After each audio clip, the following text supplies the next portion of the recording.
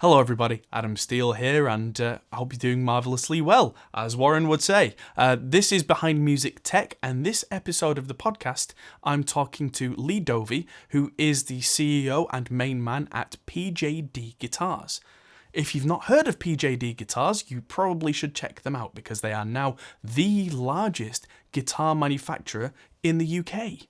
They've sprung up from a boutique builder to something that's getting bigger and bigger. They now make guitars on the factory floor for other companies as well. They're growing at an astronomical rate. And so, yeah, keep an eye on these guys because these guys have done the how to build a company thing about as well as anybody could possibly do. And they are absolutely killing it. So I got to sit down with Leigh and talk about the history of the company, where they're going, and his thought processes behind where they came from and who they're inspired by. So check that out. Today I've got Leigh Dovey from PJD Guitars. How you doing? Good. Warm and sweaty. Yeah, it is rather warm out here, isn't it? Better than it hoofing it down with rain.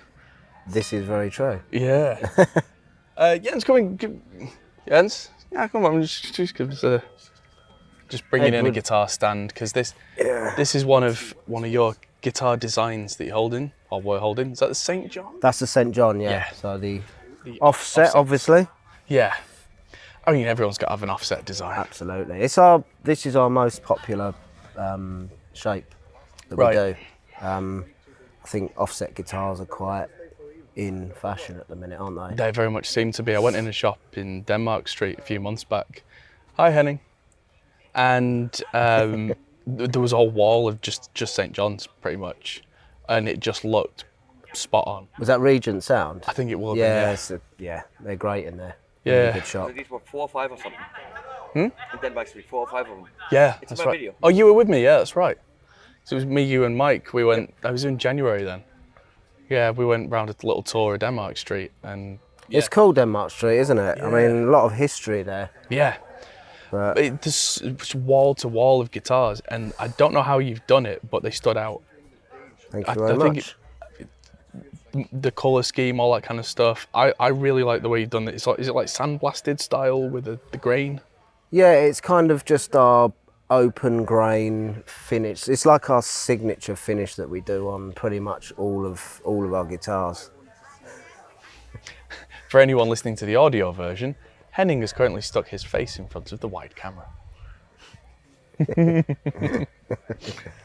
But yeah, let's go back to the start because PJD they're not like an ancient legacy brand. No, they're not. So for not yet, anyone anyway. Yeah. Oh, well, here's hoping.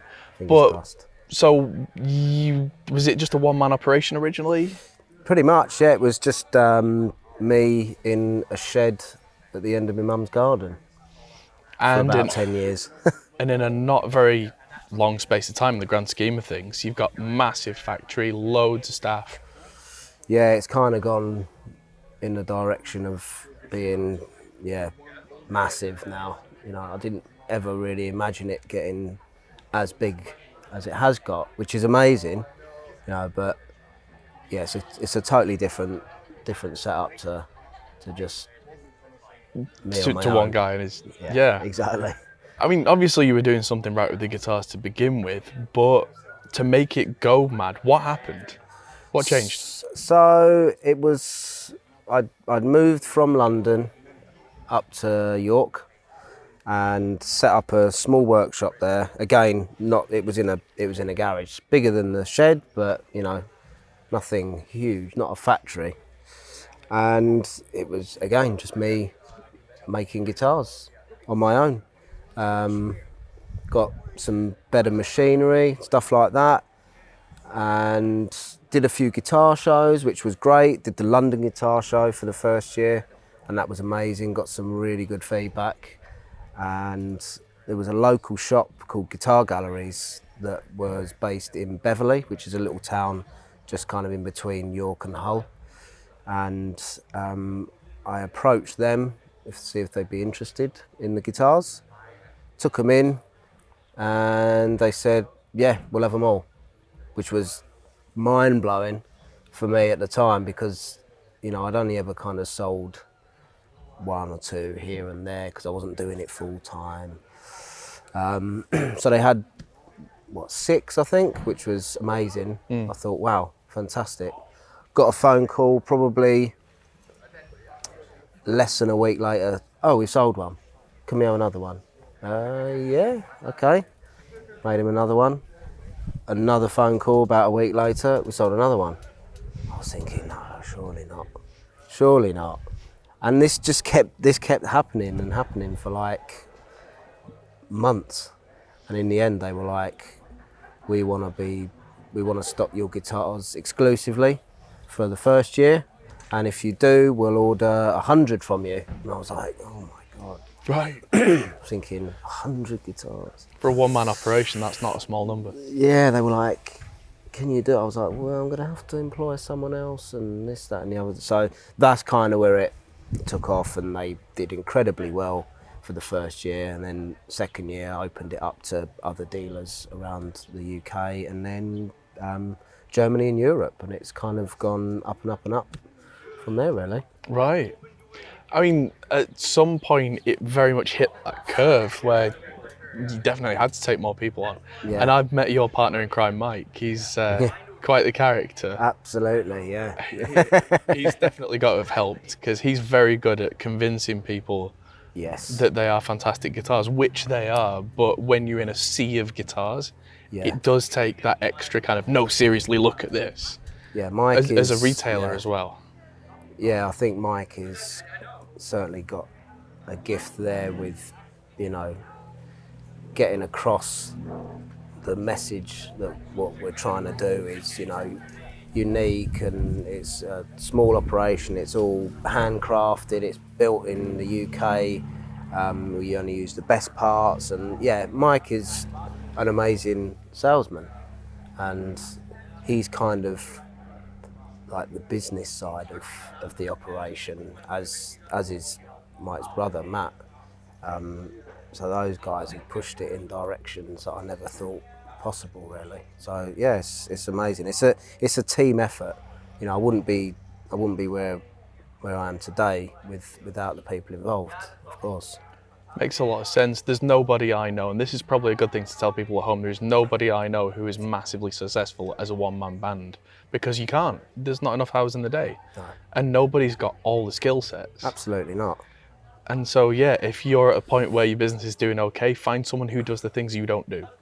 Exactly.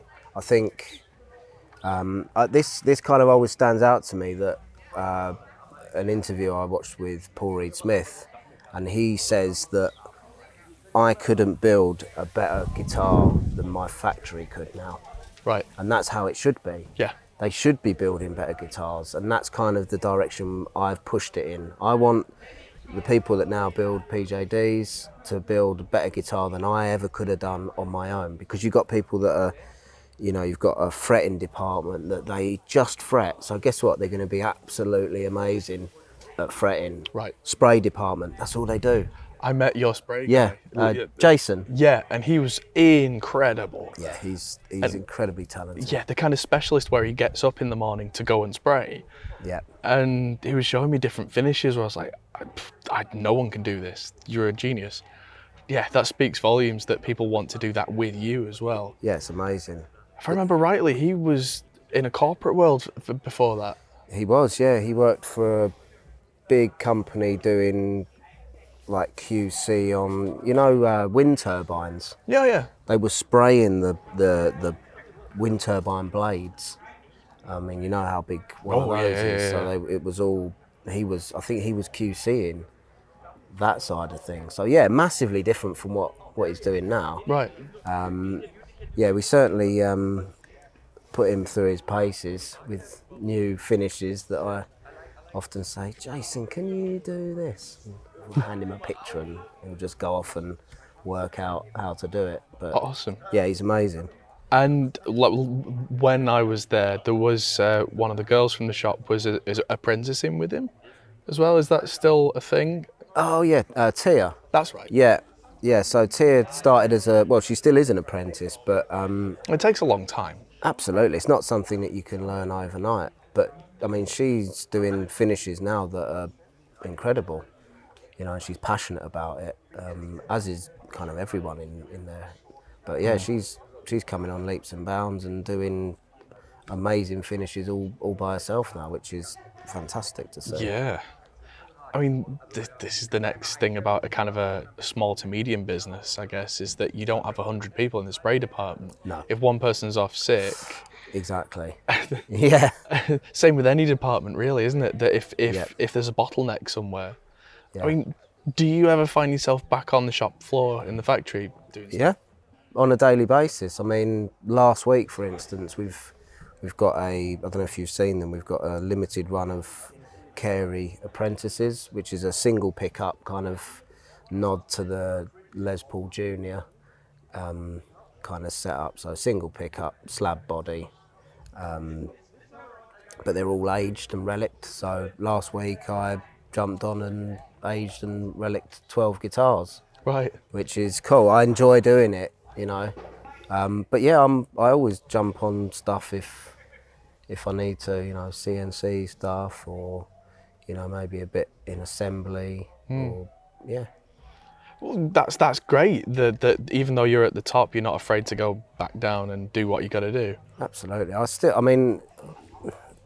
got into it because I enjoyed building guitars, so I don't ever want to lose that side of it. I don't want to sit in an office and do all the boring paperwork. Although I have to do some of that. That was going to be my next question: is how much chance do you get? Because I know running a company, there's a lot of stuff you got to do. Yeah, it's pretty full on. There's more office-based stuff than I could have ever imagined. But Mike is very much in that world of doing that stuff, so he does do the lion's share of that, really. Well, fingers crossed things keep growing for you, because something I've definitely learned about businesses, when it's like a one-man band, yeah, you do all your paperwork, but like you do your accounts once or twice a year and you don't really do much else. Sure. When it's at this level, you've got a lot to do, but when you're at the next Absolutely. level, you hire someone who just does all that for you Of course, and just yeah. goes, sign this. Yeah, at the end of the year, just sign that. Yeah. That'd be nice. Or at the end of the week, they just go, can you sign this, this, this, and this? And you don't have to spend all week doing it, but Yeah. it's getting to that point, right? Absolutely, yeah. But yeah, there's all that kind of stuff that you've got to go through. And it's worth it though, isn't it? Because you think get so, to yeah. be able to say like, we make this. Yeah, absolutely. I think it's kind of, to have a brand built in Britain. I mean, there hasn't been a big guitar brand built in Britain since Burns, Right. really, back in the day.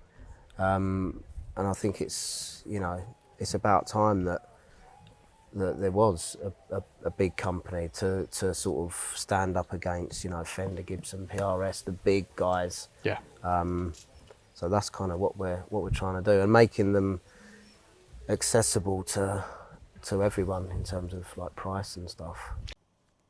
Insert generic cliffhanger question here. This is where I talk about the Produce Like a Pro podcast, which is on iTunes. If you're watching the video version of this on my channel, go and check out the Produce Like a Pro podcast. That's the MP3 version that you can listen to while you're on the move. Or if you're listening to the MP3 version, of course, you can go and watch the video version on my channel as well. Without further ado, back to the podcast. That's another thing, is that you guys use the CNC stuff a lot, don't you? But that doesn't mean it's cookie cutter. Absolutely not. Far from it. I wish it was that simple. Because I roughly understand CNC, but for those at home who don't, do I give them the lowdown on what it does and why it's important? But it's not just cut and done. Yeah, so I think, if you're building one-off guitars, building them by hand, is fantastic, because, each guitar is going to be different. If you're building, complete custom guitars, you're not going to spend the time to program a CNC to cut only one guitar. You're going to just do it by hand with templates, the old-fashioned way. Yeah.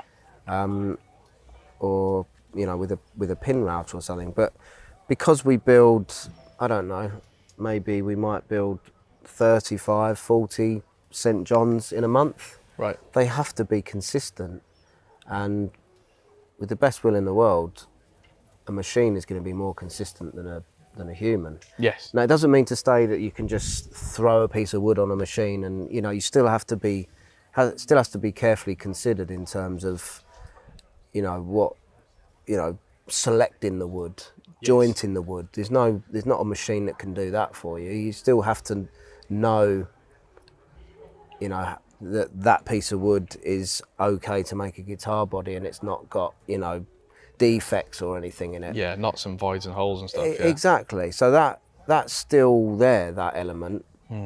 I did notice that I think you just moved factory recently. Yeah, we've got a second site now. Right, but I was there at the main site, and there was a big, not a pile, but like a library almost of different woods. Yeah. Where I'm guessing you've gone, no, throw them out, and yes, put it on the shelf. Yeah. Because that is still a big part of it. Massively so. Yeah. I mean, we get an insane amount of wood delivered now, and we have to QC it all in and make sure that it's up to standard, and anything that doesn't meet our standards gets sent back or disregarded. We don't obviously throw stuff away. Yeah. We'll send it back and get something that's more suitable. But Right. yeah, it's a big part of it. Keeping up with having enough material to build so many guitars is like a full-time job in itself. Right. Well, I suppose that especially there've been so many shortages recently. Yeah. It's all knock-on effect. Even if there hasn't been a specific wood shortage, all the others around it must have made that difficult. Yeah, it's a lot harder now as well because of Brexit, obviously. Oh, yeah. Which is, that's another discussion, isn't it? But, Yeah. Well, without getting too deep into that though, has that pushed you into looking at English wood alternatives, that kind of thing? So there's certainly been some companies that have gone down the route of using British woods. I'm not against it, but for PJD it's not really the direction we want to go in.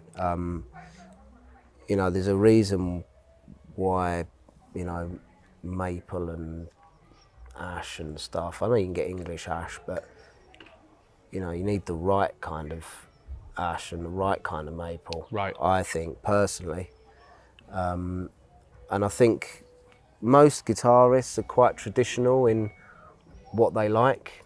So if they see an unusual wood, they might be a little bit hesitant as to going, "Oh, I'm not sure about that. I'll give that a miss." Right. They might not know how it sounds just from Exactly. the descriptions. Yeah. Right. I mean, we have kind of moved towards using different woods. We now use a wood called a beech, Okay. which is kind of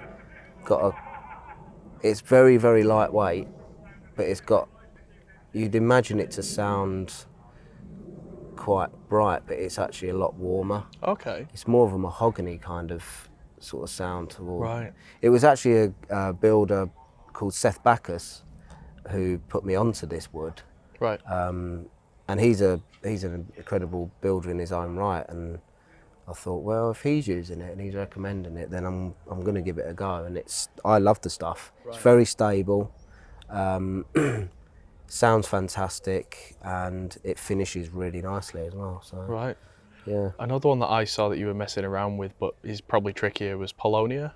Yeah, we have. The bells chime. Yeah. Don't worry about it. On we go. Yeah, so I've definitely been looking into using Polonia.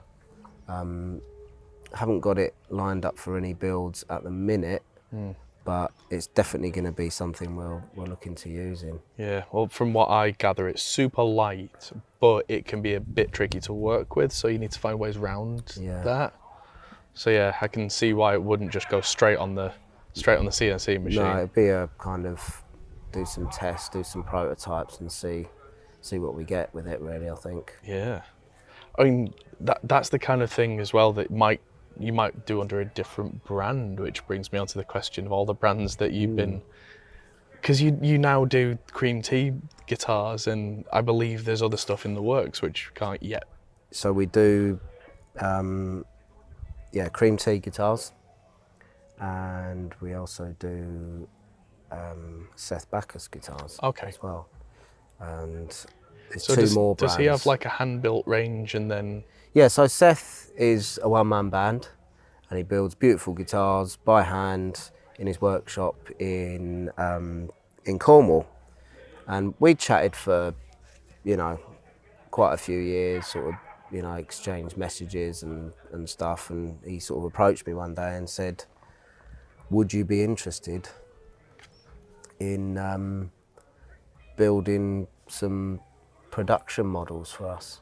Right. For him, sorry. And I said, yeah, absolutely. So, yeah. It seems like because of the way that you guys have grown so quickly and really got a solid operation together, that people are looking up to you in the UK and going, can I be part of that? Yeah. Yeah, it's pretty cool, actually. I mean, yeah, it's kind of a little bit surreal having, you know, builders that I've kind of respected for many years come in and saying, can you build some guitars for us? Which is brilliant. Well, however it's come together, that's the thing. Guys like Seth Backus, he is amazing, but he's not done what you've done with, I'm going to make a factory, I'm going to step up the production line. Sure. I think a lot of guys have been in that kind of, no, this is what I'm going to do, this is my one-man operation. Yeah. And now that the economy's changing a bit and, you know, we're not getting any younger, No. collectively speaking, and some of the guys are probably going, actually, you know what, it'd be really cool. Yeah. But Leigh and Mike and everyone have got there first, so, hey. We want to be a part of it, and it's Yeah. like, yeah, the more the merrier. You know, we've got a couple of other brands that I can't mention at the minute that we're working with, but they're pretty big brands, bigger than, you know, PJD, Seth Backus, and Cream Tea put together. Wow. But unfortunately, I can't say anything. Yeah. 'Cause, That will happen in time, of course. yeah, probably you'll know one of them probably this time in next month, I'd say. Right, okay. Well, these are going out over a period of time, so I can just... Yeah, Yeah. it all will become All will apparent. become clear. Yeah, Yeah, very much looking forward to it, and I hope that the company keeps growing. cheers, man. Because having a British company that you can look up to and go, these are your guys, Yeah, that's something we've not had. Like you say, the last company was Burns, Yeah. and now not just I, but collectively as YouTubers, press, all of us can now say, there is a British builder. Look. absolutely. Yeah, we can do it as good as the guys in California. Yeah. We might not have the history, but we can stand, you know. And at very competitive prices as well. Absolutely, yeah. Because that's, as much as I like some of the, like, there's a certain boutique maker in California, the four-word name, and their prices are very high. Mm-hmm. The guitar quality's high, but it's a lot. Yeah, We're talking like $3 or $4 grand, whereas a lot of even the elite models yeah, are way less. absolutely, yeah. How are you doing it? I mean, I think people automatically jump to, oh, well, they must be using not so good parts, or, you know, rubbish pickups or whatever. But how we're set up, we've obviously got a line of guitars that we've decided upon the specs. So these are the only specs you can choose for these guitars. So that's Right. one way of, you know, if you can build stuff in batches, then it's far more economical. Okay. Rather than doing one-offs. And yeah, they don't need to be that expensive. I don't want to be another brand that, you know, boutique builder that's $4 grand plus for a Les Paul or something. It's like, Yeah. no, that's not what we're about. We want to get guitars into the hands of musicians, you know, people who are actually going to go out there and play them, not maybe, I don't know, a dentist or a lawyer that's just going to hang it on his wall Yeah. and it's like a $5 grand guitar. There you go, to show his mates. Yeah. You know, I want musicians to play these guitars. And fair play to you. So over the next few years, I think we'll see a lot more of them on a lot more stages. Fingers crossed. So yeah, Leigh, thank you very much. Cheers, for your man. time. Thank Cheers. you. And so there you go, Leigh Dovey. He's a really nice guy. One more time. And so there you go, Leigh Dovey. Really nice guy, really knows his stuff, and is dedicated to his craft and not afraid to pitch in, even at the ground level, even though he's building this big empire. And that's something that I very much aspire to. So there you go, something we can all learn. Thanks everybody for watching. Stick around for the next podcast. In one of the next ones coming up, we've got Charlie from Orange Amps, who is the son of the original Mr. Cooper from Orange Amps. He's a fascinating guy. We've got Bo from Rev Amps coming up as well, and so many more. If there's anyone you'd like to see on the podcast, don't be afraid to say. Leave us a comment either on the iTunes on there or on our channel, and let us know. Thanks everybody for watching, and I'll see you soon.